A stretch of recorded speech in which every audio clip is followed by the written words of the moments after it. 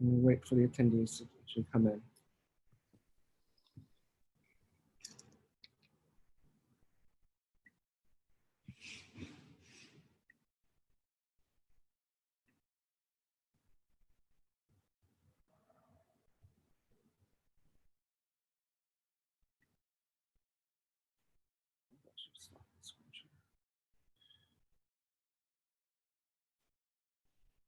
Okay.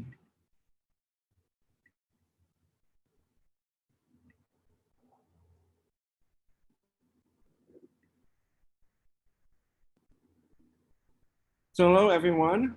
Thank you for joining us today for our event entitled Tackling Twin Calamities, Policy, Activism, Art to Combat Climate Change and Nuclear Weapons. This event is sponsored by the Nuclear Age Peace Foundation, 0 Hour, New York City, and Bomb Shelter.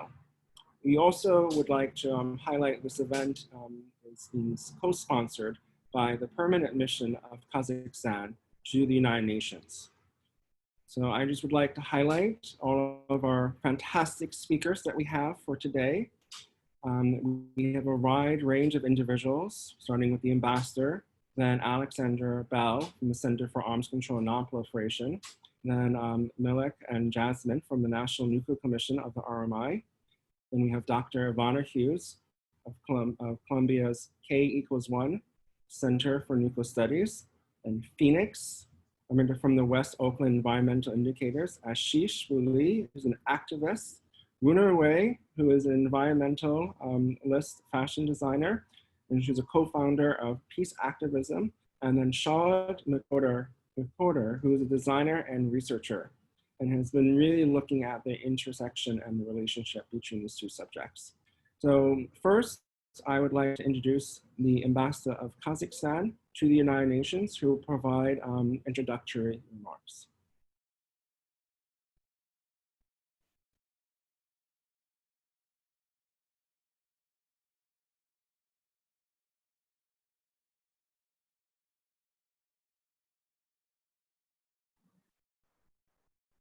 Yeah, dear participants, I welcome you to this event and thank you for your commitment to the noble message and purpose of the International Day Against Nuclear Tests. For many of us, especially in Kazakhstan, this topic is very significant and sad and even painful. This tragic page of history will remain with us forever.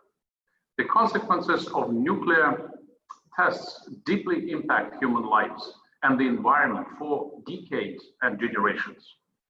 That is why my country and people have been working incessantly to prevent a similar tragedy with others in the future. Therefore, the leadership of my country has voluntarily chosen a nuclear weapons-free path. We were the first in the world to officially shut down the largest Soviet nuclear test site in Semipalatinsk. We also renounced the fourth largest nuclear arsenal in the world and succeeded in creating a nuclear weapon-free zone in Central Asia. Furthermore, we proposed to the UN to adopt the Universal Declaration on the Achievement of a Nuclear Weapon-Free World. It will also interest you to know that we are party to all existing international treaties on nuclear disarmament and non-proliferation, including the latest one, the Treaty on the Prohibition of Nuclear Weapons. We will continue to forge ahead with determination in this direction. Today, for a new generation of millennials, the full implication of nuclear tests and their humanitarian and ecological impact are not thoroughly known. Taking our own example, I want to present the following observations for your consideration. First, let me point out that the consequences of nuclear tests are the most disastrous and long-lasting. We feel them constantly till this present day. In Kazakhstan, 1.5 million people have been affected, and for 4 decades later, imagine, 4 decades later, still suffer from cancer and various genetic mutations. Several hundreds of thousands of square kilometers of Kazakh steppes still remain and will continue to be annihilated and unusable despite huge financial and other resources invested in their restoration. Second, the threat of resuming nuclear testing is not as virtual and remote as it seems to many. In the current challenging times, we find that nuclear tests can once again become a real instrument of demonstrating force and military political pressure. Therefore, until the Comprehensive Test Ban Treaty enters into force, the specter of nuclear testing will never leave us alone. Third, even if some member states decide to conduct nuclear tests in the most distant, so to say, uninhabited corners of the planet, the disastrous impact on the climate is absolutely inevitable. Scientists have long warned us about the scenario of a nuclear winter, as well as the irreparable damage inflicted by nuclear tests. In the current times, when many governments are unable to prioritize the banning of nuclear tests and weapons, civil society and popular movements have a special role to foster new thinking and ways of persuasion in the young generation. If we remember, it was the mass popular demonstrations around the world, such as the grassroots Nevada Semipalatinsk international movement in Kazakhstan, that were at the forefront of action at the end of the 20th century. Their strong stance was the impetus for governments to declare a moratorium on nuclear tests and jointly develop a comprehensive test ban treaty. Unfortunately, what was started is still incomplete. It is necessary to once again demonstrate the strong will of the peoples, restore their activist thrust to further revive concrete and practical activities. Just yesterday, at a special meeting of the UN General Assembly, common messages were voiced by many delegations about the need to establish a final ban on nuclear tests. This is the first indispensable condition for preventing an uncontrolled new round of nuclear arms race. Global leaders and all of humanity must deeply realize that we have one planet, one life, and one chance to save it. It is common, fragile, and unrecoverable in the event of a nuclear apocalypse. First President of Kazakhstan, Nursultan Nazarbayev, in his address to the participants, expressed his belief that, and I quote, the leaders of the United States, Russia, China, and the European Union bear special responsibility for the future of the planet, end of quote. This kind of quadrilateral summit should focus, first of all, on the development of a multilateral agreement on a phased and proportional reduction of nuclear weapons. Kazakhstan once again yesterday expressed its readiness to provide a platform for such a summit. Again, First President of Kazakhstan, Nazarbayev, in his manifesto, The World 21st Century, proposed to world leaders to declare a war on war and tirelessly strive for a world without nuclear threats. He calls on everyone to rally around this goal, since there will not be any winner in this type of war. This requires political will on the part of the nuclear powers. Therefore, at this critical juncture, it is for the young generation and the robust civil society to come forward to play their key role. I appeal to all of you to work closely and persistently with parliamentarians and the governments in this direction. I wish you all a meaningful and substantive discussion, and most importantly, practical actions to achieve a world free of nuclear testing and ultimately free of nuclear weapons. I thank you for your attention. Thank you so much. So next we will have Alexandra Bell, who's the Senior Policy Director for the Center for Arms Control and Non-Proliferation.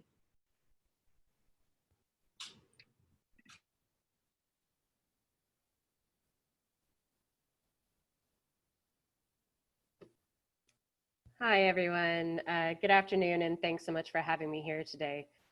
Each year when we mark the International Day Against Nuclear Testing, I think about all the people in the world that have been affected by nuclear testing, many of whom don't get thought about a lot in policy circles. And then I think about how it is that we can come together and end nuclear testing once and for all. It's really been one of the drivers of my career in nuclear policy. I've been to the nuclear test site in Nevada many times, and the pock-marked ground there is a really haunting homage to the runaway fear and the madness of the Cold War, and I'm afraid we're moving in that direction again. Uh, Specifically at the test site, there's a railroad bridge that was constructed there, so scientists and military planners could see what a nuclear blast would do to a railroad bridge. The force of the blast that was tested there bent the steel rails on the track into a curve, and the rebar burst from the concrete supports, forming these awful metal tentacles reaching out in every direction. There was another person there with me who was also looking at the bridge, and they uttered the word incredible. And I caught the eye of another person there who obviously probably saw my face. It wasn't in the best shape. And I said, that's not what I would call it. And the person asked me what I would call it. And I said, horrifying. Humans are not made out of reinforced concrete and steel. This isn't an abstract concept. This is human life we're talking about. And when I was serving in government, I was able to visit every state where the US government tested nuclear weapons: Nevada, Alaska, Colorado, Mississippi, New Mexico, as well as the Marshall Islands. I also visited downwind places like Utah.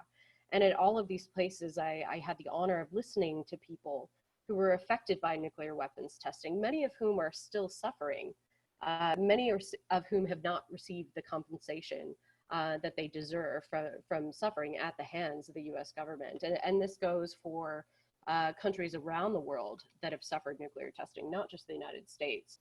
That is why I strive to remind people of when nuclear weapons policies are being discussed. It's not theoretical, abstract, three-dimensional chess we're talking about. We're talking about real effects, and indeed a system of security that's underpinned by the guarantee of death and destruction on a truly unimaginable scale. The sheer amount of nuclear challenges that we're facing right now can seem daunting, and I realize that from internal choices countries are making to proliferate.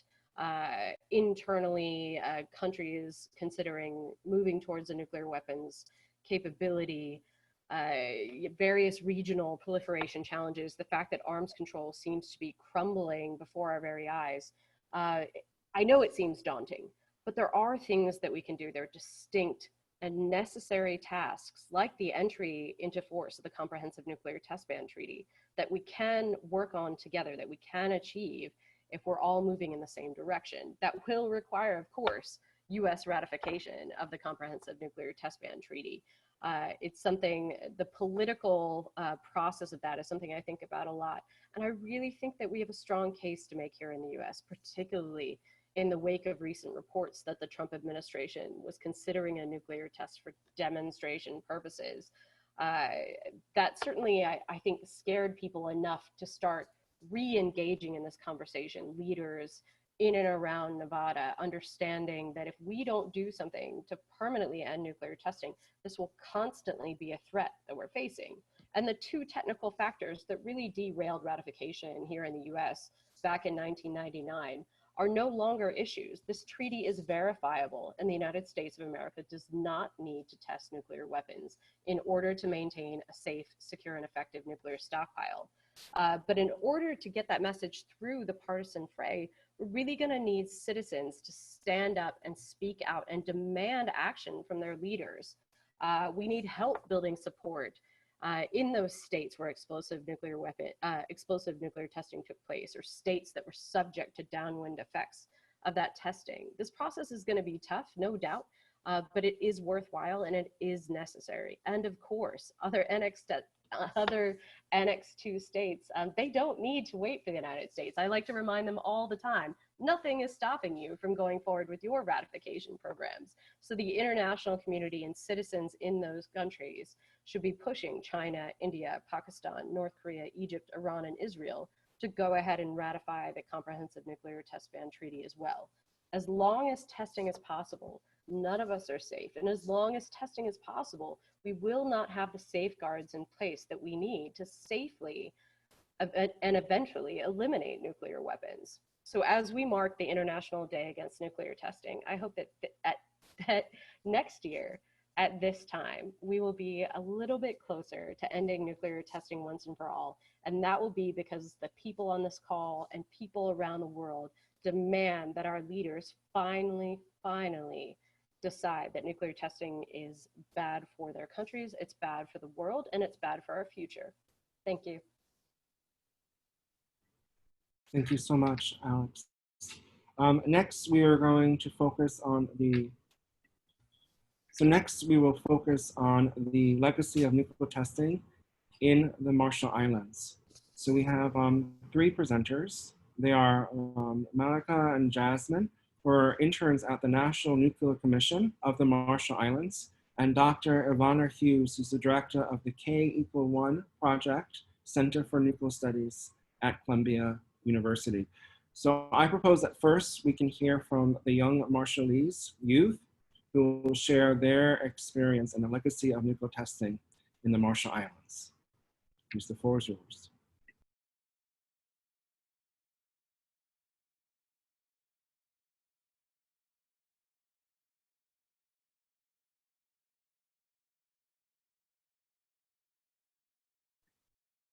Hello, everyone.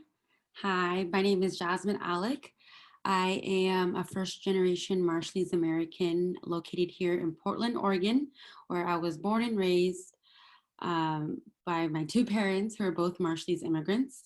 First off, I want to thank NAPF and the sponsors for having us today, for giving us this platform to share our stories about, although we're a small island, though this is affecting everyone. Currently, just some background, I'm a student at the University of Washington, pursuing my master's in public health.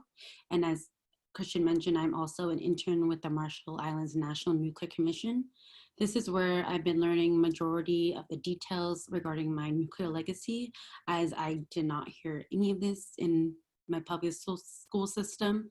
Mostly it was just from stories from my family. But now I'm really starting to learn the truth, and I'm looking forward to share some of this information with you today. Hi, my name is Malika, and I'm also an intern with National Nuclear Commission with Jasmine. And it's been such a really great experience just learning about our nuclear history, because just as Jasmine said, we don't learn about it in school. And it also gave me the opportunity to participate in conversations like this, where I can learn about other communities that are impacted by this global issue. So thank you for also having me here.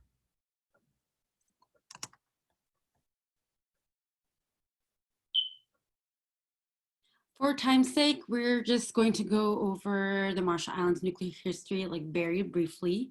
A lot happened and we are still living through the aftermaths today. So this will just be a really quick snapshot overview. We want to just highlight today the overlaps between nuclear history and climate change, as this is also a very big topic today. So we're just gonna briefly give some context around both and then highlight the overlaps. Overall, in the Marshall Islands, there were 67 tests conducted over the 12 years in the 40s and 50s. And this is not including the many other toxic war weapons that were tested also on the islands. That included like testing out different gases and whatnot for warfare. And those were also very toxic to the surrounding environment. Overall, the overall impact of all the tests together is equivalent to as if you were to drop a bomb that was the same size as the one dropped in Hiroshima every single day for 12 years, just to give an idea. The US chose to conduct these tests in the Marshall Islands because it is far away from the US, it is isolated in the Pacific Ocean, and it's away from anyone watching, so no one will know what was happening. A lot of this information was classified and no one was allowed to share about it. So that's why we are still learning a lot of information today. These tests caused many Marshallese to be displaced from their homes, as shown in this picture is a a boat that was transferring the Marshall people from one island to another, as a lot of the tests were tested directly on their home islands, or the radioactive fallout would blow onto nearby islands from the winds. To this day, many families don't live on their home islands as it is still not safe to live in. And then some islands, families have moved back, although it is still not safe. There's still hasn't been a lot of information that's been disclosed to the Marshallese population saying that it is not safe. So a lot of things we're still figuring out today. Another opportunity the US saw this as was an opportunity to do human experimentation to see how radiation affects the human bodies. They call this Project 4.1, where they really just documented how it affected their health and then also the natural environment surrounding. They were tested on 2 islands specifically, the populations there, Rongelap and Wuleruk, and then they used the capital island, Majuro, as a control, just to compare and contrast. As of today, the islands are not fully cleaned up. The US just kind of stopped that. And right here on the bottom right picture shown is the Runa Dome that lies on Enowedak Island. And this is where it's basically a huge dump site where they put in all of the radioactive waste. As of today, it is leaking and is seeping into our oceans, where it's starting to seep more radioactive and more toxic waste affecting our waters, our fish, our coral, our natural resources. As of climate change, also is a very big topic. We're going to just do a really brief overview on how it's affecting the Marshall Islands specifically. As you can see on the top right picture, is a picture of one of the islands. The Marshall Islands are low-lying atolls and very thin islands. The highest point is just 2 meters, like 6 feet above sea level. So when there are high tides or king tides, it easily covers the entire island, intruding to people's homes and whatnot. A lot of the climate change effects also resonate along with the nuclear testing effects, such as the warming of the waters and killing of the coral.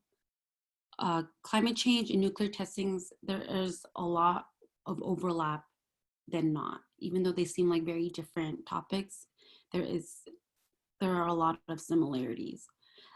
Just to go over these pictures that we've added, on the bottom right picture is them building a seawall, which is kind of like just a wall kind of bordering around your house, just in preparation of king tides, high tides, so that it doesn't go into your property, into your homes.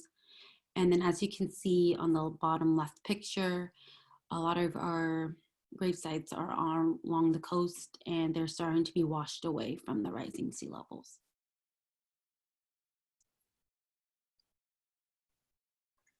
So Jasmine went through most of like the nuclear history, but the Marshall Islands has been a war zone, Pacific proving ground. They've been a dump site, and they are right now with the Runa Dome, and now just one of the frontline communities more vulnerable to climate change. And meaning it might begin with us and other communities, but it doesn't end there. And so when we're talking about nuclear testing and climate change in the Marshall Islands, it's hard to talk about one and not the other because they're 2 connected issues. So we have like this Venn diagram set up of all the similarities of these issues. And radiation and climate change, you can't physically see the poison and greenhouse gases, but you can physically see and feel the damages it's causing. So they're both human-made accelerated problems. The US military presence since World War II has been doing most of that damage for us. And because we didn't partake in the testing, there was little to no information about the realities of their work, and their work was never revealed until later.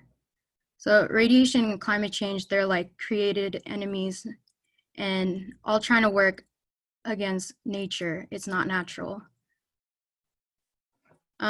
Whenever I hear climate change isn't real, I think that's like a certain privilege in on my side of the Pacific Ocean. So I'm in Washington.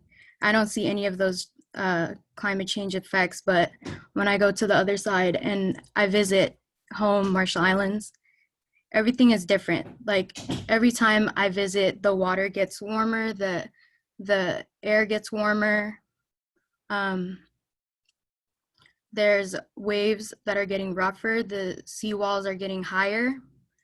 The Runa Dome is still leaking, and there's insect-borne diseases that have been on the rise. So like Zika virus, and the last summer I was there, they also had dengue fever. Climate change isn't a conspiracy theory. It's a battle that future generations globally will have to face if people have the mentality of it's not real because I can't see it from here. And so the testing of 67 plus nuclear bombs dispersed radiation all throughout the Marshall Islands and even to neighboring islands. Radiation is deeply rooted into our oceans, damaging marine life, land, from food to essentials we relied on for our way of living. And the Bikini Atoll to this day is uninhabitable, and it caused forced migrations for the Bikinians. Radiation is also rooted through passing genes. After the testing area, Marshallese people, that's when they first started developing cancer. They never had it before the testing. And these are all just that last forever.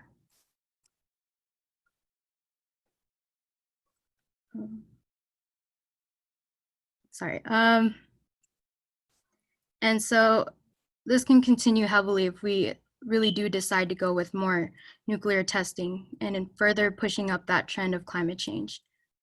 And I think for the two main issues that we're talking about today, I see hope just in listening to all the activists and their different ways of advocating through their art, policy changing, educating. It's just pushing change and also guiding others that aren't in the light about nuclear testing and climate change, because participating in this webinar, you're a participant and a viewer. And so it's always like a learning thing on here. And yeah, so taking on another like hope that I see is in us youth, where we'll be learning and taking on the torches from leaders who have worked hard to advocate for a healthier world. Climate change isn't new, and it's not a quick fix, but we'll need global action for change. Thank you, Jasmine and Malika, so much. Maybe we'll save the questions for towards the end, and I'll just address a couple of things. I really do feel very inspired to hear from young leaders. That is one of the things that I have worked very hard at Columbia University to really engage, and this builds on the words of the ambassador. Thank you so much for your inspiring words, and also Ms. Bell. The idea that we really need the younger generation to not only become aware of just how dangerous nuclear weapons are, how important these nuclear technology issues are, but really to lead the path forward. At Columbia, over the last several years, we basically became interested in what happened in the Marshall Islands, both as a sort of opportunity to perhaps help right a historical wrong, but also to understand things about nuclear weapons and the way in which they could affect us at present and into the future.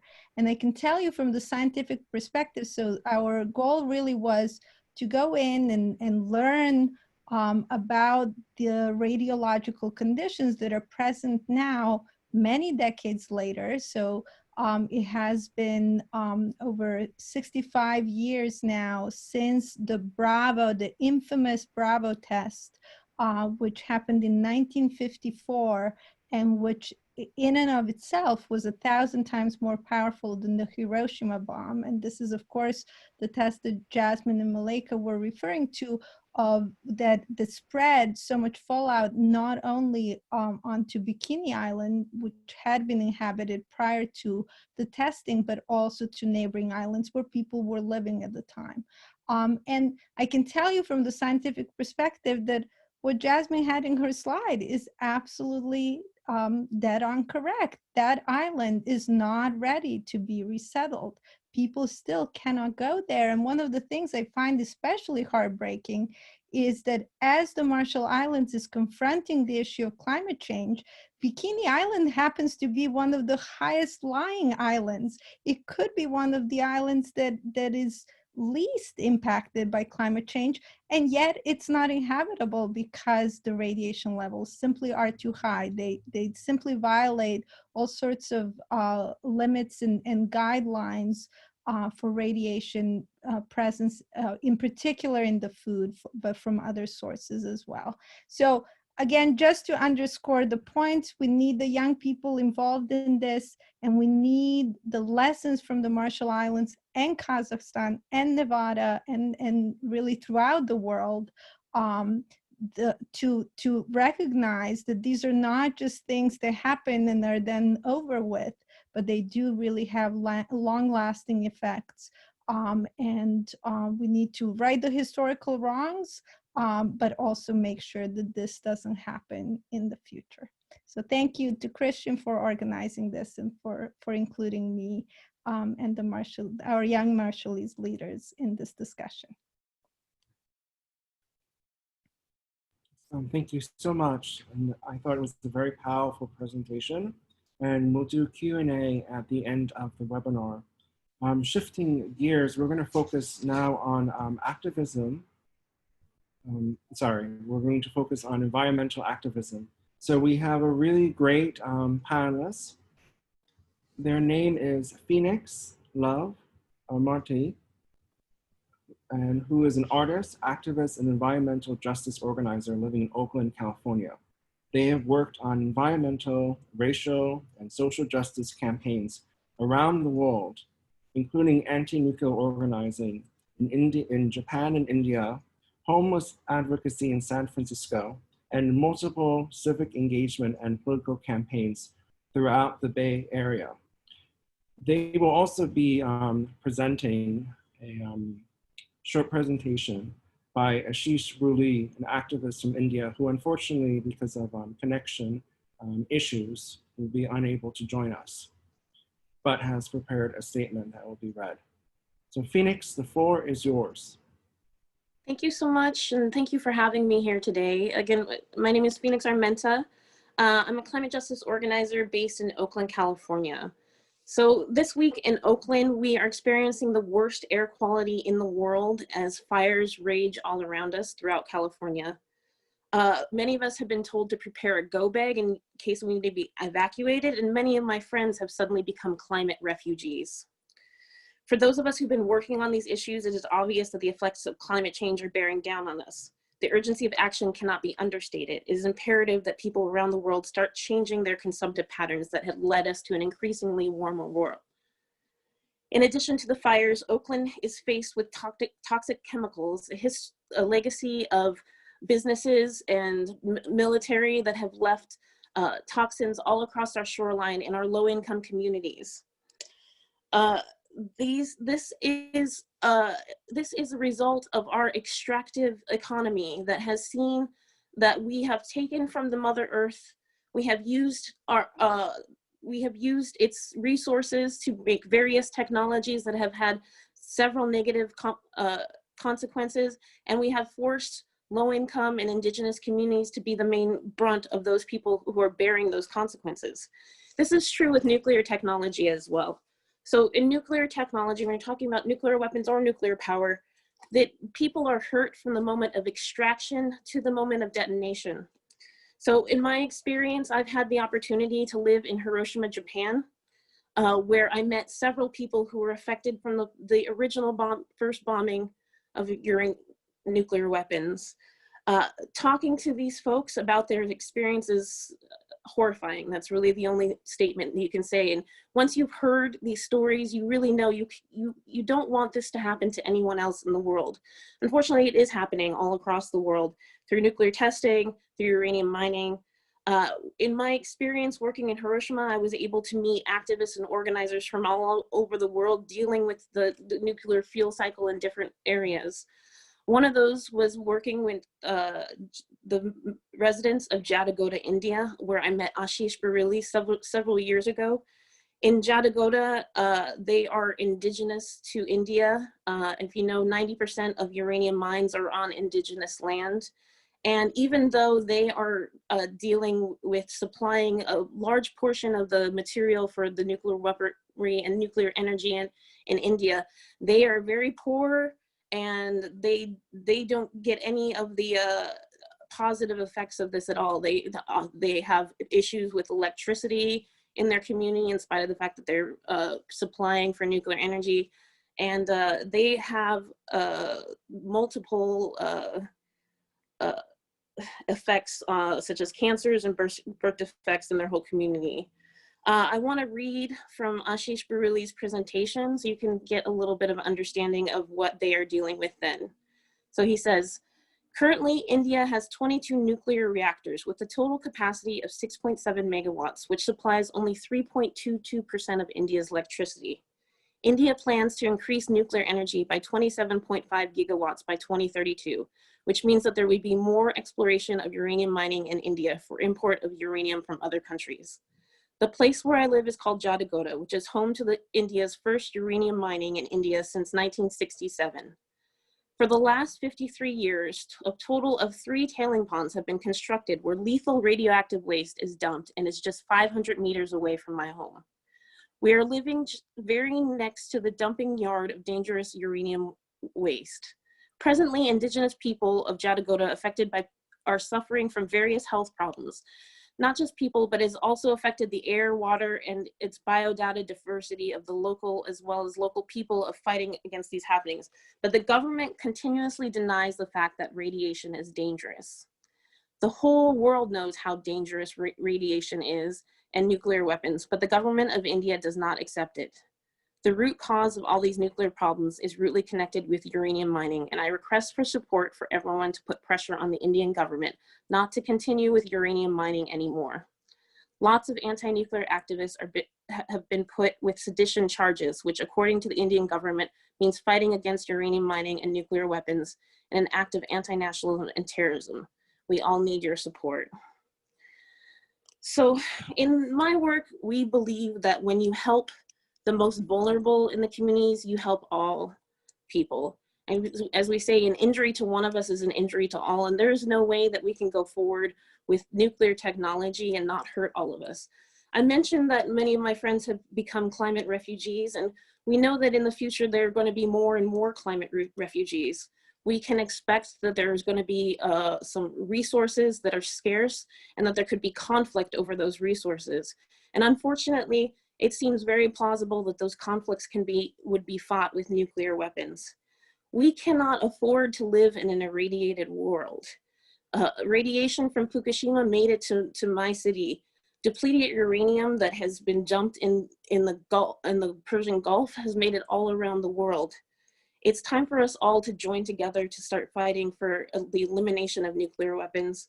I'm working locally, and I'm connecting to people all around the world, and I'm grateful for this opportunity to connect to all of you. Thank you. Thank you so much for your for the presentation, and also for sharing Ashish's presentation as well. Next, we're going to transition towards activism through the arts. So we have 2 really wonderful environmentalists, researchers, fashion designers. First one is Runa, who's an Indian-born fashion environmentalist and documentary designer who has worked extensively with climate action and has been involved in several projects with the United Nations. And she's really been like very committed to like using art and fashion as a means of raising awareness. So please, Runa, if you could go first, and then I will introduce Charlotte.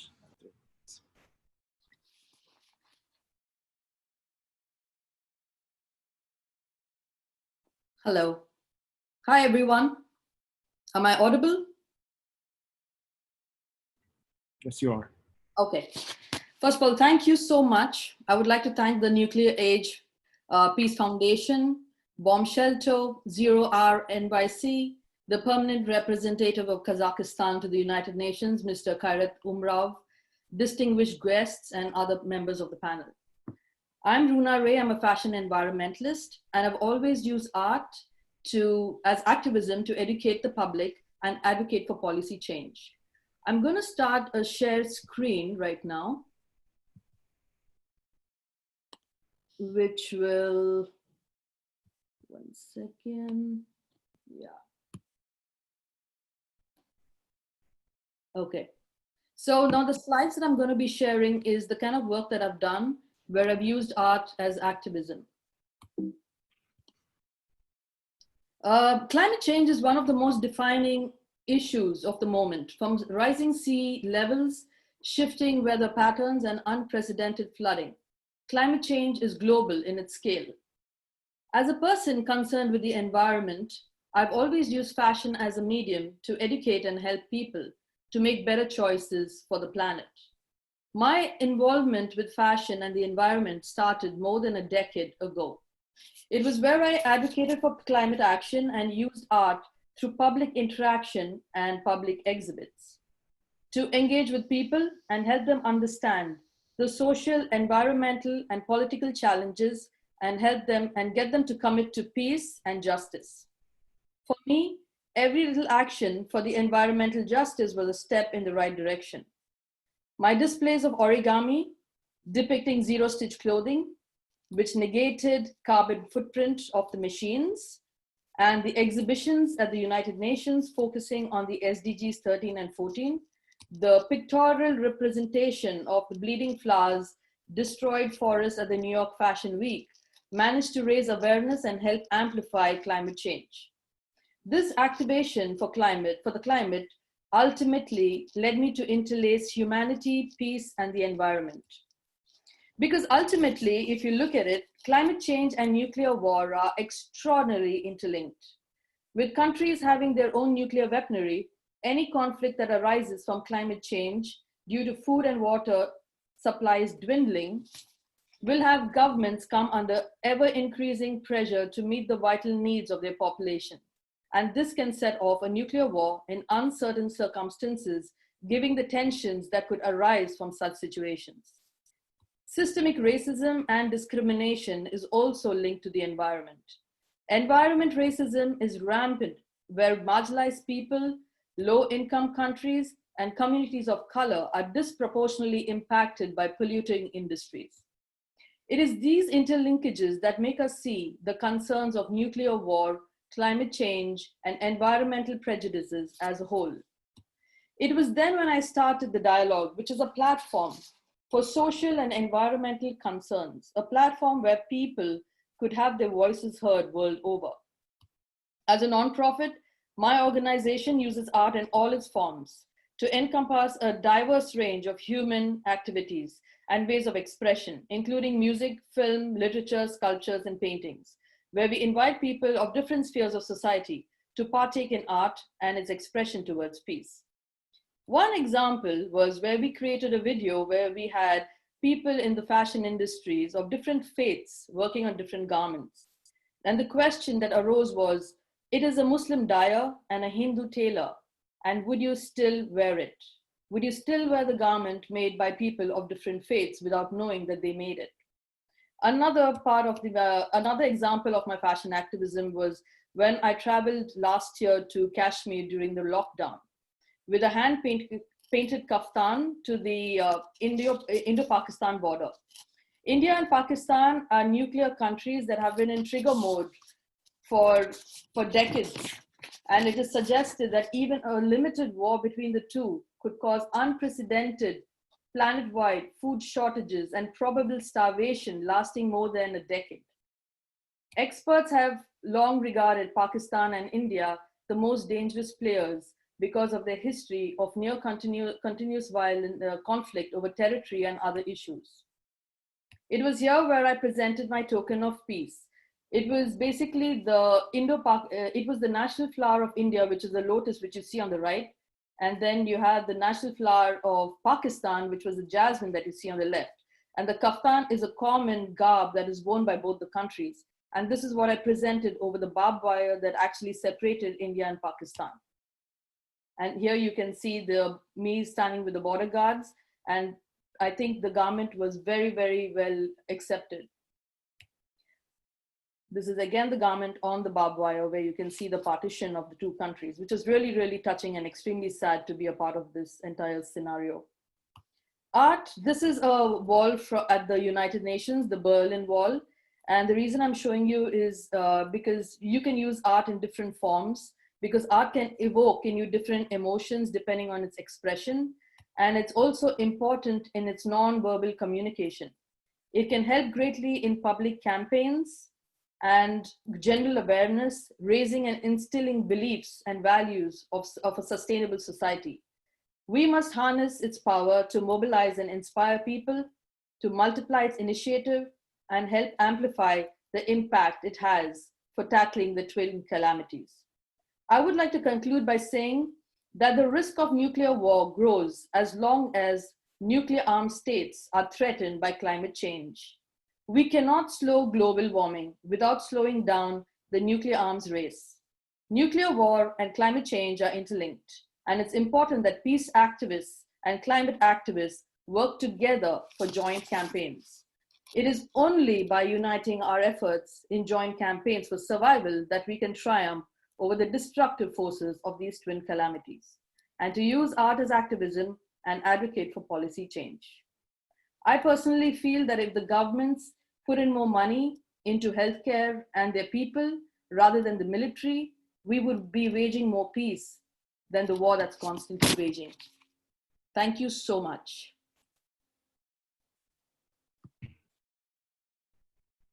Thank you so much, Runa. So next we will have our final speaker before we go into Q&A is Charlotte Hoder, who is an award-winning interdisciplinary designer and researcher who works at the intersection of technology, featuring and existential threats. Her work on carbon negative materials after Ancient Sunlight debuted as part of Nature, the Cooper-Hewitt Design Triennial, and the Fast Company selected as the winner in the experimental category in the 2019 Innovation by Design Awards. And her work has been featured in numerous publications, newspapers, including the New York Times, the New Yorker, the Guardian, Wallpaper, BuzzFeed, and beyond. And she's based here in New York City. So please, Charlotte, the floor is yours. Thank you so much, Christian. You're overselling me. It's really a privilege to speak after so much expertise and lived experience. And I'm going to try to use my time to talk a little bit about what a designer could bring to the table on such entrenched problems. I really appreciate what Runa just went through in terms of highlighting the way in which climate change and nuclear weapons are they are the fuse for the other, and it's totally intertwined. But I want to talk a little bit more about what makes them similar. You probably have heard them described as wicked problems. They're fundamentally similar in certain ways, but they're also similar in the way that we've been trying to approach them in a broad sense, in that we can see in both problems that reciting facts and describing apocalyptic scenarios has not worked to sufficiently catalyze public action. They're also similar in that they are both characterized by a fair amount of expertise and gatekeeping through language. It's very difficult as a non-expert to feel like you have the authority to have an opinion and a point of view on what kind of future you want to build in these problem spaces. And I think the fourth point I want to make about what makes them similar has been highlighted so well by the Marshallese youth leaders we've already heard from, that we often talk about both these issues as existing distal in time, that they're either in the future or in the past, but actually they are both disasters that are already here, just unevenly distributed. So designers, why could a designer help on these problems? A designer is someone who makes abstractions concrete. We've heard already the problem of abstraction. Malaika highlighted that being able to hold these challenges as abstractions is a privilege, in fact. And so how to make them concrete and meaningful? Design is work of meaning making it meaningful. My favorite part of being a designer is being in a position to translate expertise, which we've heard plenty of, and looking at the participants in this thread, there's a lot of experts as well. Design is a technique of asking why, and asking why of the answer, and asking why of that answer, and trying to understand the fundamental assumptions behind these status quos we've built. And design as a technique for holding onto in a really tangible way and experimenting with the contingency of the status quo we live in. It's a way of seeing how everything that has been invented can be reinvented or made obsolete. So how do we wage peace on issues that currently face public paralysis, like climate change and nuclear weapons? I would propose to this group of people that waging peace on issues where people already are afraid, and which for the majority of countries, majority of their citizens are currently keyed in that climate change, for instance, is an active threat. How do we wage peace? It's not from a lack of information. In my work, the hypothesis I work on is that what is keeping people paralyzed is an apocalypse fatigue. There's so much to give empathy to and to fear. There's a cognitive dissonance in an issue like climate change and nuclear weapons of being told you're complicit, that you are part of the problem and you are a bad person therefore, and your unwillingness to give up your standard of living or your security from your infrastructure is what makes you part of the problem. That turns people off and makes them turn away from the issue. And then often solutions are framed in ways that emphasize that which is currently not working, and therefore they're framed in a way that trigger loss aversion, because people are being told they have to give up what they've come to know, and change is terrifying on its face to humans, to the little mammals that we are. So what I pursue in my work, and Christian alluded to this, I work with carbon negative materials to create charismatic objects from a future where we've fully decarbonized our society. In particular, I've made a raincoat out of a plastic I developed that's made out of algae that's carbon negative, and it creates a really tangible, concrete way to imagine yourself in a future that is still beautiful, it's still full of self-expression, it's still full of the ability to give a gift, but we're totally divested from our fossil fuel infrastructure. So the hypothesis I pursue in my work is that positive prototypes of livable futures that are developed in collaboration with experts so that they're really sound, they're really plausible, that these kinds of prototypes create an opportunity to get people who already understand but are not yet activated to invest in an issue. So I've been asked to throw a question to the audience since I'm wrapping up here. And my question to you is, what gives you resilience? What, in the face of everything else that's going on right now, gave you the energy to come here and extend your compassion to two more issues, climate change and nuclear testing, nuclear weapons? And what I want to challenge you on is to see if part of what keeps you showing up and helps you show up on issues like this is a positive formulation, that you know that every inch we cover today is a life, is a right, is a well-being of a real person tomorrow. And that's my question, is what gives you the resilience to do this work? Thanks, Christian.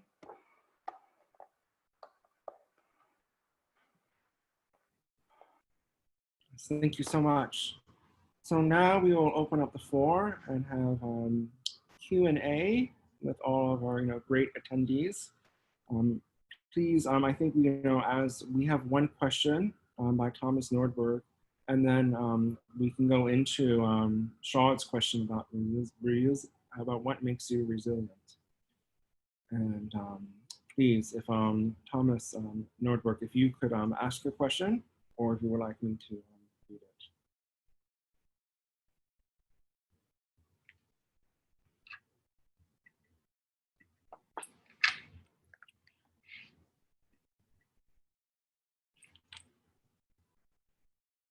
and I have enabled you to talk if you would like to present your question.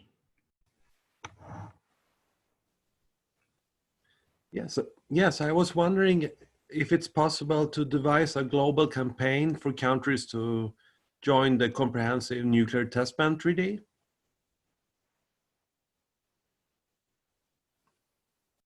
Who would like to answer that question? Perhaps Alex or the Yeah, ambassador? I'd be happy to. And of course can defer to the ambassador, but I would say I'd like to see a regional approach. I think obviously any deal with North Korea, a serious deal, an actual verifiable, well thought out, well negotiated deal with North Korea should include a cession to the CTBT. Sometimes people say North Korea would be the last country to ratify, or what if they were the last one? I think that's a high class problem. So I think we can think about that issue separately.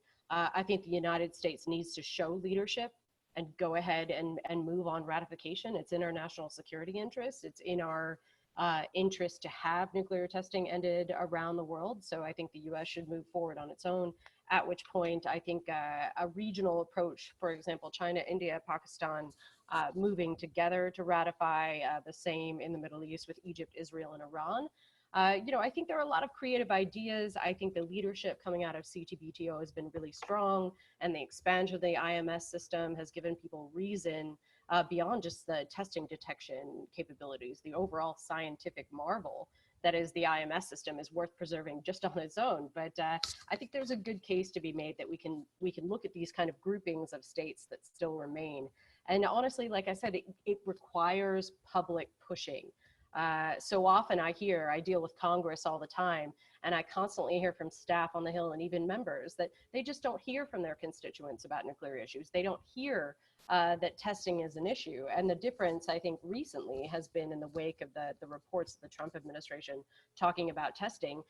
Members of Congress and staff were getting calls from constituents being like, what is going on here? And that really had an effect. And you saw a lot of movement on Capitol Hill to move against any sort of Trump move to pursue a nuclear test. And the overall reintroduction of the conversation up there. But it really was constituent driven, and that's what we're going to need in the United States and around the world. I just would like to add, and I agree very much with Alexandra when she was saying that we need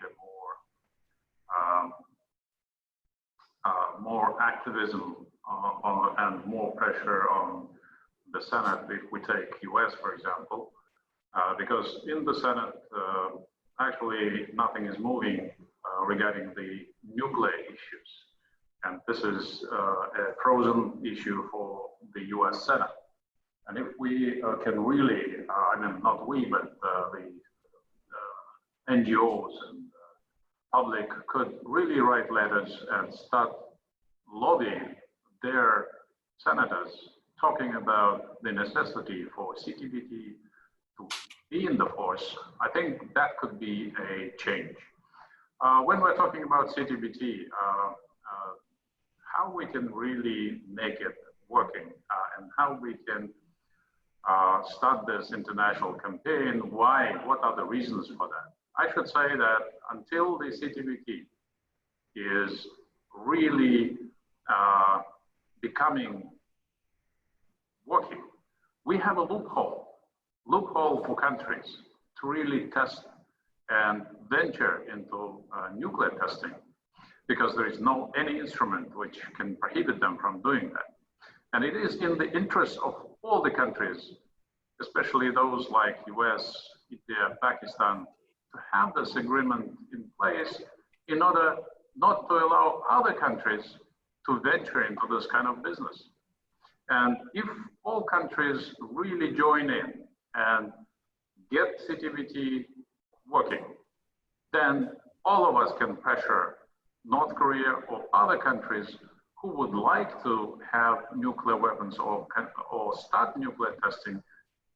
It's already a movement. It's already a pressure. It is already an opportunity for all of us to really put those guys to be accountable before the international community.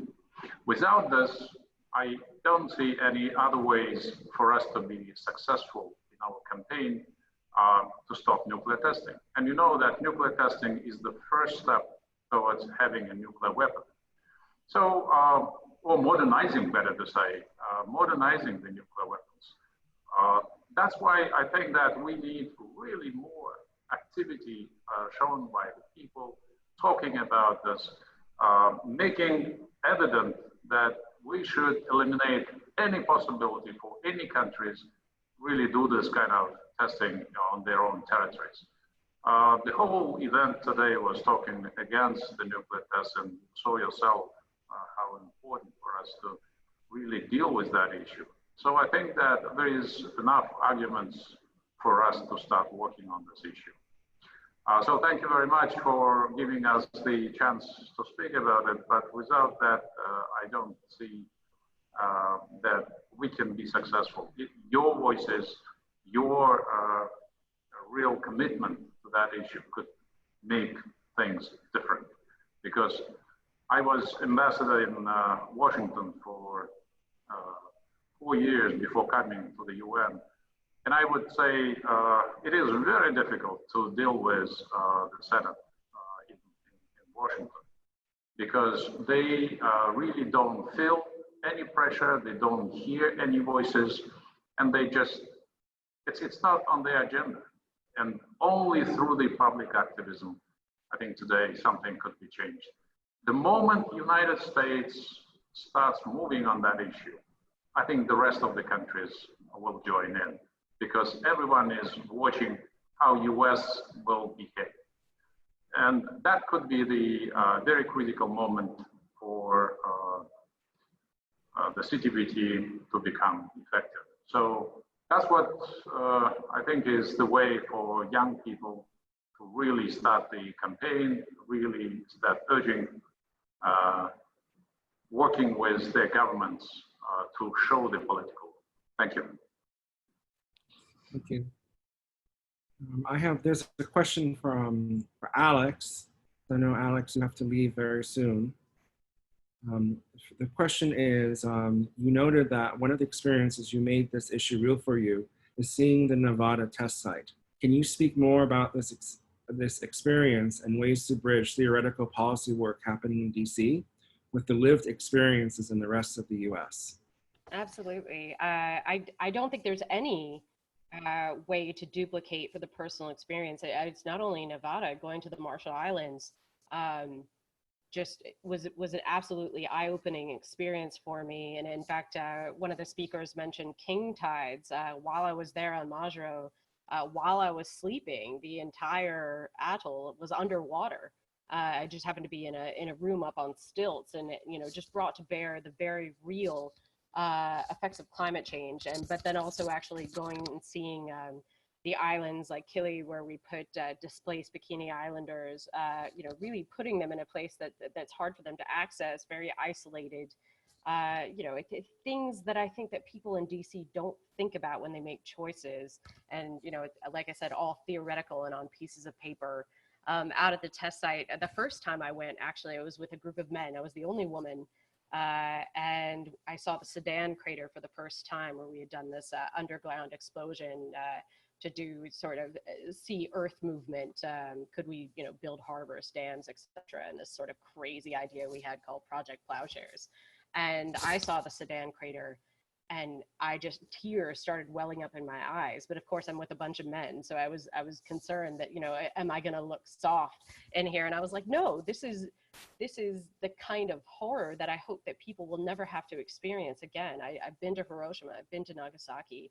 I cannot tell you how much, some of the images there still haunt me every day.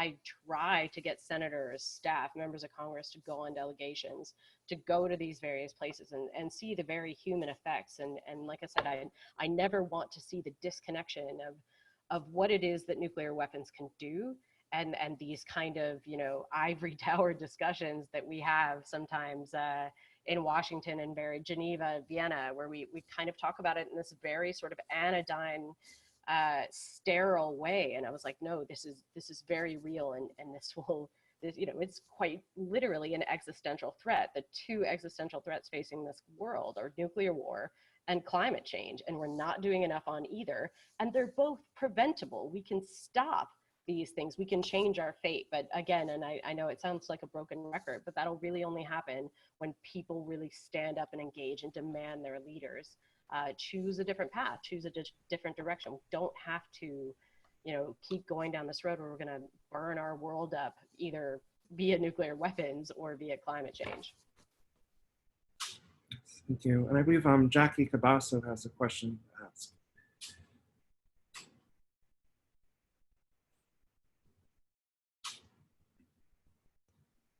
Can you hear me? Yes. Okay, so Alexander and I have already had a little bit of dialogue going, but I was saying that as one of the people that you're appealing to advocate for comprehensive ratification of the CTBT, which I have done since the late 1980s, you're also saying that we should be using the argument that the US doesn't need to test in order to maintain a safe, secure, and reliable stockpile. And I say that asking us to make that point now is asking us to walk away from our commitment to disarmament.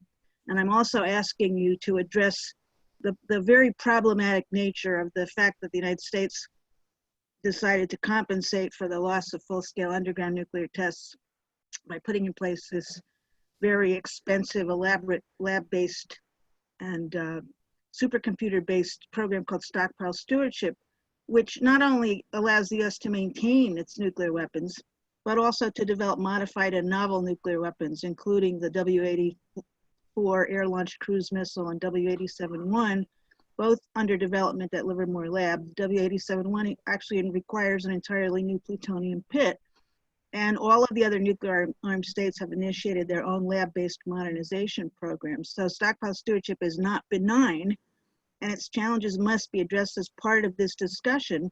We cannot make the mistake that was made in 1996 when the arms control community decided to be silent on the question of replacing underground testing with other means.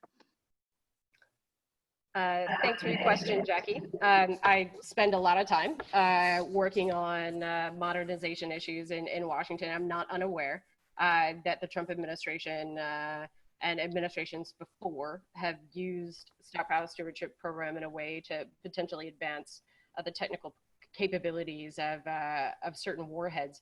The United States is not going to unilaterally disarm. We're not going to, period.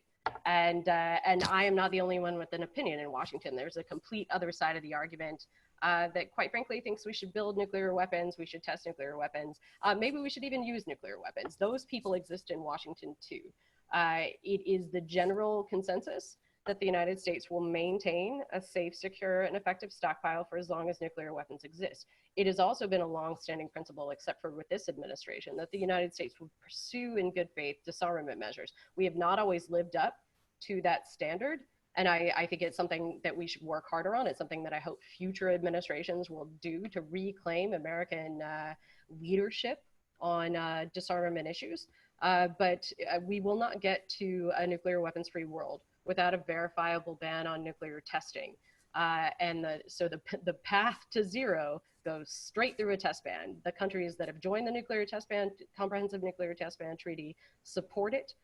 They want the Annex II states to join it. They're well aware that those states have modernization programs. They do not think the CTBT doesn't have value because of it. So we've got to deal with the problems that we have in distinct pockets and not expect a grand bargain and everything we want every time. I think the CTBT is international security interest. It's in the national security interests of the world.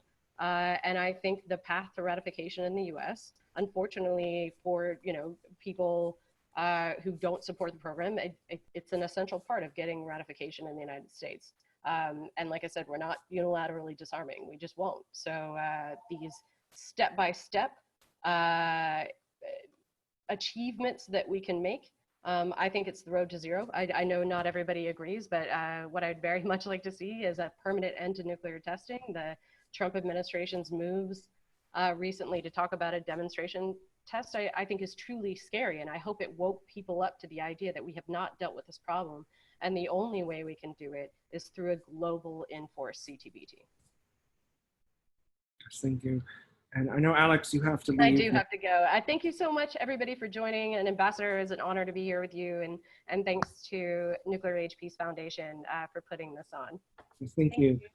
We will continue the discussion. Thank you so much, Alex. So next I see that there's a question from Helen Young to the Marshallese youth. Helen, I'm going to enable, yes, please, Helen.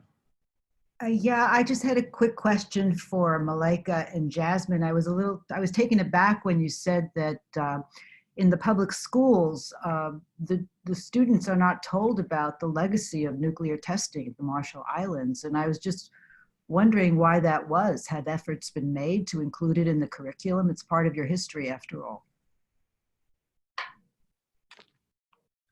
So I grew up in Washington, and here in the States, I don't really expect them to give me a history lesson about the nuclear testing. But actually, it's interesting because in the Marshall Islands, part of NNC, we have Ariana Tibon, and she is the Education Awareness Coordinator, and she was able to get the nuclear history into the curriculum. I think it was about 2 years ago, and I think the reason that it hasn't been like in discussion is just that after the testing, nobody really talked about it. It wasn't something that I grew up hearing about from my parents, just because it wasn't a topic that we just discussed during dinner time. But I think it's so important that the youth start to learn more about our nuclear history, because it's just slowly getting forgotten, and the voices and stories of and testimonies of our elders that had to witness those in person, it's going to get lost. But yeah, especially here in the States, there's a lot of Marshallese people in the States and students. We don't learn about it either. So just like finding a community and places to be able to talk about it has been what's worked for me. And in the Marshall Islands, they have a nuclear club, and they've been trying to branch out to high schools and middle schools. Yes, so there's, I don't know if I'm okay. There is curriculum now like included at the College of the Marshall Islands, in the Marshall Islands. But as for it, it's kind of difficult for us, like being like first generation Americans. We hear the stories from our grandparents and our parents sometimes, although it is like survivors are still alive and our grandparents are still alive, and we're still going through this now. So it is still it feels like people make it feel like it was a long time ago, but it really wasn't. And the survivors are still here today, and we're still sharing stories. So growing up also with an American identity, but also Mercy's identity, I feel like there is a really real identity clash between as we're starting to learn the truth. And now it is really like growing up, we are learning like the history of the winners, and we're kind of like taught to be on this side, and then we hear the stories from our own families and who are still suffering and are still living the aftermaths today. It is a really weird balance between the two. But we are working now, like as part of this internship, like we are learning a lot more, and I feel like this is like intergenerational healing, and we're starting to try to spread the word more to get more of our youth more involved. It is never an easy thing. It's not like a very light topic, and it's kind of hard to talk about sometimes, but we do understand the importance to get everyone's involvement. So that is something that we are really working on till this day, on island and off island here in the States. Thank you for that question. Yeah, Christian, if I could just add for just a moment, I also really want to thank Helen for this question. And I think it really, we do really have to turn it around as well. It doesn't have to be just about the Marshallese learning about their own history, as they absolutely should, but this is part of the US legacy too. This is not just because the US went to the Marshall Islands doesn't mean that that's not part of US history. It absolutely is. And it really is a very strong belief of mine that this is something that should be included in national, curricula that are used around the country. AP American History has a whole section on the Cold War. Probably many of you even took this class when you were in high school, and there's not one mention of the Marshall Islands. I find that absolutely preposterous, and I think that yes, it is the Marshall Islands legacy, but it's also part of the U.S. history and needs to be known and written about and learned about much more widely than it is today. So thank you. Yes, thank you. And actually, building upon what has just been shared, we received a question for both Dr. Ivana Hughes and for Phoenix. The question is, as experts who have looked at data and research, what types of data do you think we should gather in frontline communities in order to better see the connection between nuclear legacies and climate change? Phoenix, do you want to start?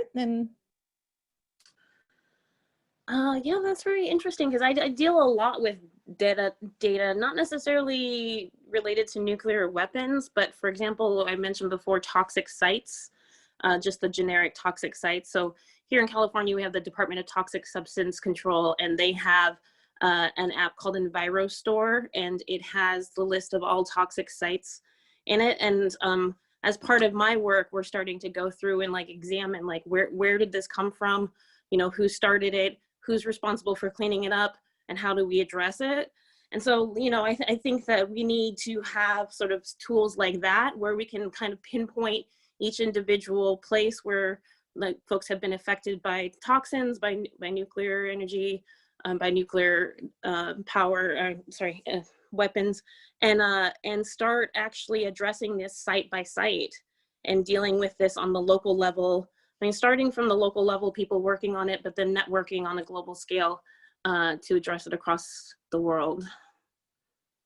Yeah, thank you, Phoenix. Let me just add, so in terms of radiation contamination, it's really a very complex question because this is not something where, you have, say, a nuclear accident or you have a nuclear weapons explosion test, whatever, and you're just looking at one thing. You're looking at a number of different things. You can have many, many different radioactive isotopes, which can remain in the environment from anywhere from days to hundreds of thousands of years.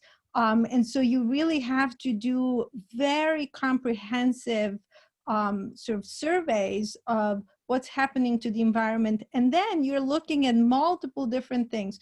What's the exposure if I just walk around the place? What are the concentrations of these radioactive isotopes in the soil? So if I have a child, so when I'm thinking about resettlement of Bikini Island in the Marshall Islands, I'm not just thinking about, a tourist on the beach, right? I'm thinking about a family living there, a baby being born, a mother being pregnant and living there throughout her pregnancy, a young child playing in the soil, and then, having sort of hands that might have some soil on and putting them on their face, in their mouth or whatever. So it's radiation in the soil, it's radiation in the sediment, it's radiation in the water, and lots of different types of isotopes. So when we did our studies, we would look at a few different isotopes, and we would look at the contamination from these different sources, and it's very complex. And then we thought we were sort of done with a series of measurements, and then we realized that we hadn't looked at one other isotope, and now we want to really sort of go back and start looking at that particular isotope from a number of different sources. It's very, very complex. The good news is that there is expertise out there, and in particular, following the tragedies really of Chernobyl and Fukushima, and a lot of expertise on how you clean things up and what you can do, what you can and cannot do when you sort of give up and leave an area uninhabited, and when you can actually improve things. And part of the problem, and again, I'm speaking about the Marshall Islands specifically, is that a lot of things that could be done or could have been done have not been done there yet. And of course, as you were asking about this, the data where the radiation sort of is coming, or the nuclear weapons issue is coming alongside the climate change issue. For the Marshall Islands, the focal point there is this Runa Island, which Jasmine and Malika talked about, which is storing nuclear waste and yet is threatened by global sea level rise and climate change. And that's really one of those places where we're going to have to be very, very, very careful. And I'm not convinced that the job that the US is currently doing in sort of safeguarding that repository is that they are in fact doing a very good job. So there are a lot of, it's a complex thing. It's not just like I go in and I make one measurement. There are just so many things to consider. But thank you. Yeah, that's a good question too. Thank you. So finally, we have a question for Runa and Charlotte. So in both your presentations, you talked about how art and design are ways to bridge seemingly separate issues and make these topics concrete. But is it difficult to reach out to experts who may not necessarily know how to work with artists or designers?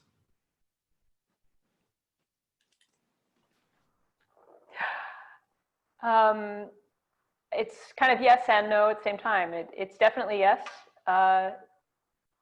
It can be difficult to build up the courage sometimes to reach across the divide.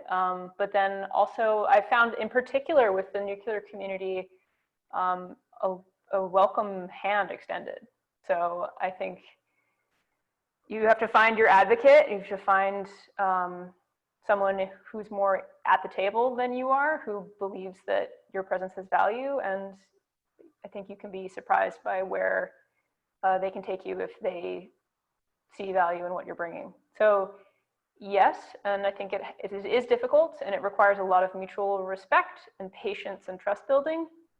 And it's not really a perfect art or science.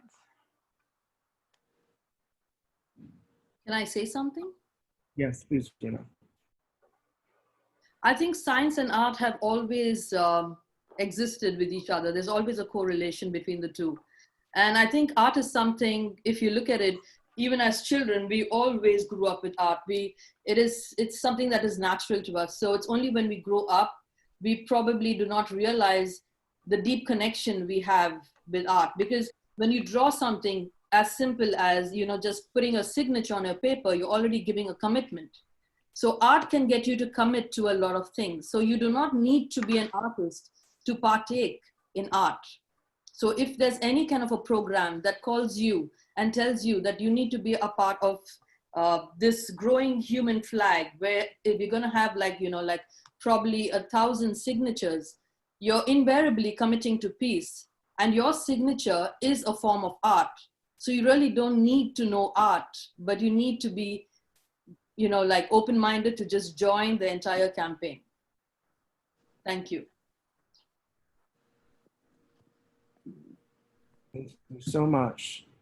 I'm now going to ask if if anyone else has any questions, or if any of our interns at Nuclear Age Peace Foundation would like to ask a question.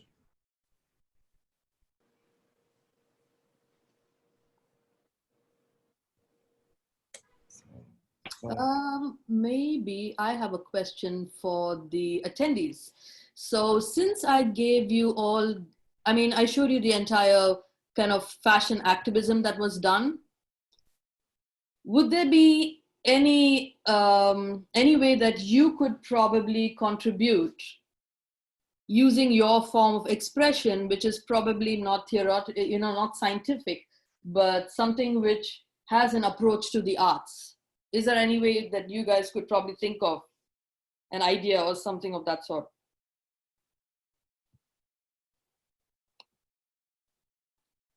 That's an excellent question. Do any of our attendees would like to answer that? Because then it's going to make me think that art is a really, really difficult subject and nobody really gets it, or it's too simple that nobody even wants to answer it. I know that we have one person on the call who is works in terms of like creating documentary, like movies and documentaries about like what has been happening in terms of like nuclear disarmament. And perhaps this person, sorry for putting you on the spot, Helen, but if you would like to tackle that question, that'd be great to answer it. Yes, well, as Christian said, I am a journalist and filmmaker, and I've been interested in the issue of nuclear weapons for a long time, and I made a documentary film that follows a group of elderly nuclear disarmament activists who engage in very dramatic protest actions at nuclear weapons facilities. These are plowshares activists. You may have heard of the plowshares movement. And so the film follows their federal cases. They had several federal cases. These people undertake these actions in order to raise public awareness. They do these actions to do something theatrical and dramatic. So this was my particular way of doing something about the issue. And we have been taking it, before the pandemic, we were taking it to colleges around the country. And what I found was many young people who saw the film told me afterwards that they didn't know anything about nuclear weapons. They didn't even know that we still had them. And while they were very engaged in the climate issue, they wanted to know what they could do to get involved in this. And it was a real eye-opener. So I don't know if that answers your question, but that's what I've done artistically for this issue. Definitely, because any form of art always raises awareness. And it's anyways a medley of all kinds of art, right? It could be like filmmaking, it could be writing, it could be sculpture, music. Yeah. Thank you so much, Helen. Yes. Does anyone else? Yes. Hi, this is Lovely. I wanted to contribute and provide an answer to Runa's excellent question. So just really quickly, my name is Lovely Umayam. I'm the founder of the Bomb Shelter Policy and Arts Collective. And one thing that's been in my mind in the past year is using art books as a way to introduce nuclear policy concepts. So for those who sort of don't know my background, I actually do a lot of creative writing, but also had about 10 years experience in the nuclear non-proliferation field. And one of the things that I've become accustomed to is sifting through a lot of technical government or scientific documents.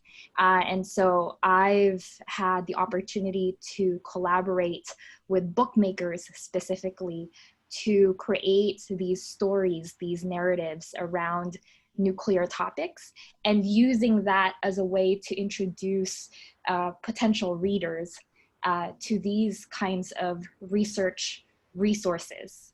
So that way it's not such a difficult, or boring thing to do for them to just like unload all of this kind of information, but you ease them, you give them guardrails through art, and show them that, this information is real, this information is accessible, but just being really mindful that for certain audiences who may not necessarily want to be nuclear experts, but care about this issue, that they need different entry points to empower them to understand this field. So anyway, I just wanted to throw that out there as an example. Awesome. Yes, thank you so much, Lovely. I know that there was an answer to your question, Runa, in the chat box from Sue Kim. Perhaps Sue, if you would like to elaborate on what you mentioned.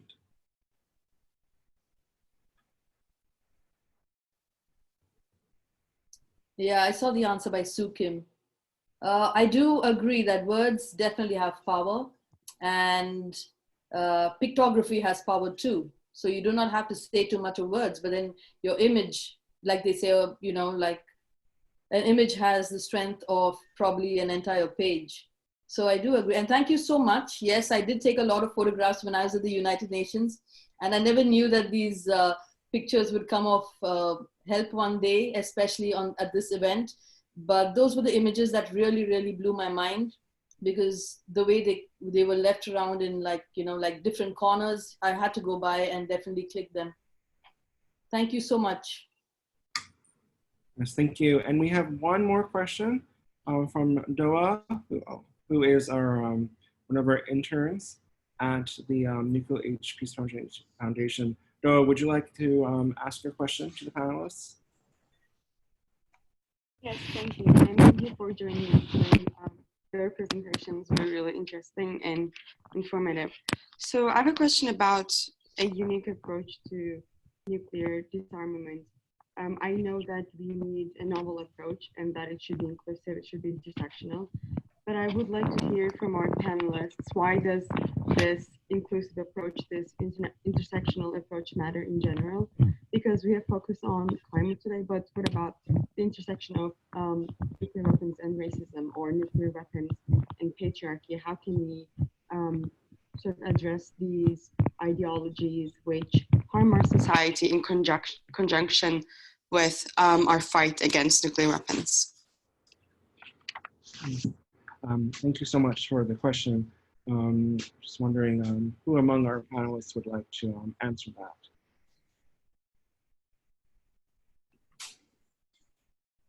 I can speak quite quickly to that. I think we've heard from some of the experts on the policy side about the importance of getting the next generation into an issue that in a lot of public conversation has been sort of castigated as a problem of the past in terms of nuclear weapons in particular. And there's good reason to see that intersectional approaches to messaging is a way to highlight how nuclear weapons in particular are relevant and salient to the issues that young people or people who are not currently involved in the movement already care about, and to foreground that nuclear weapons, nuclear testing are already a human rights issue, are already an environmental racism issue, is a way to link up these challenges in a way that shows a more systematic description of the problem, but also highlights the salience, the relevance of the nuclear challenge to issues that maybe feel more proximate and personal and alive, more electric to potential participants in the movement.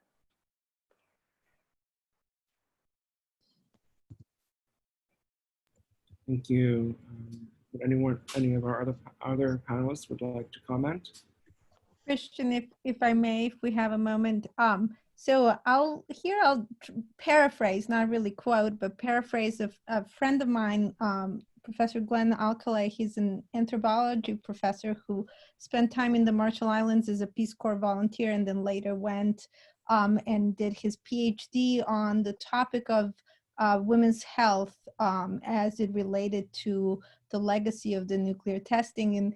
And he likes to say that in terms of what happened in the Marshall Islands, race absolutely played a role and was an issue. And so I think that as we look at both sort of the history, the present, and where we go in the future on these issues, race is a constant, and it's an undercurrent. And I think that, you know, for young activists today who have deep passion for social justice issues, this really has to kind of be brought into the fold of things they care about.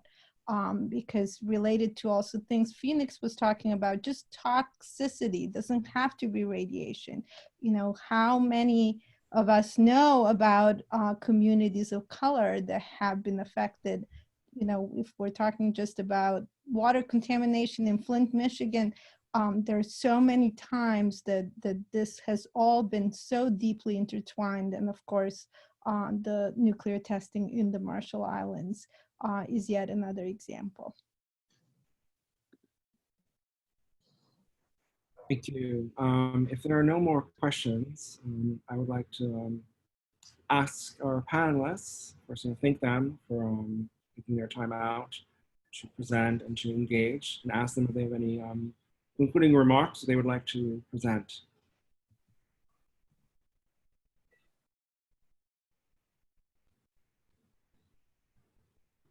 I would like to say something, but this is a project that is going to be held. If anybody is in the Bay Area in California, we are having a project to do with peace activation. And this is also to do with nuclear disarmament.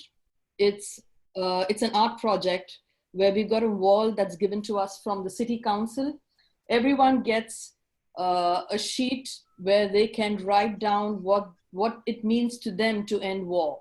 And this flag keeps getting stitched every day, and it kind of extends for like a week. So if you guys are around, I will let you know the dates, and would love to have your participation in this. And especially the NAPF, please do let me know if you'd like to be a part of this agenda. Thank you. Thank you. Any other concluding thoughts, remarks?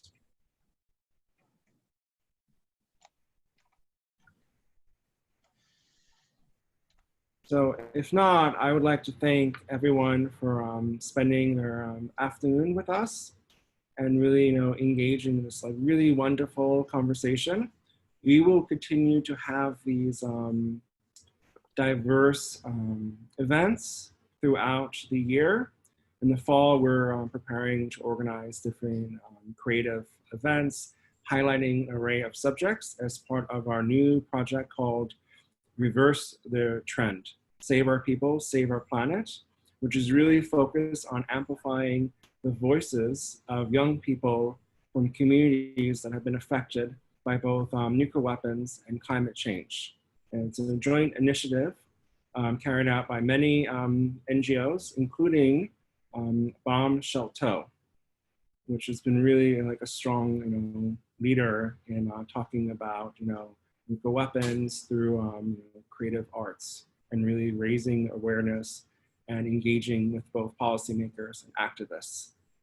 On that note, I would like to thank everyone for really engaging, and I hope that you all have a great rest of the afternoon. Thank you so much.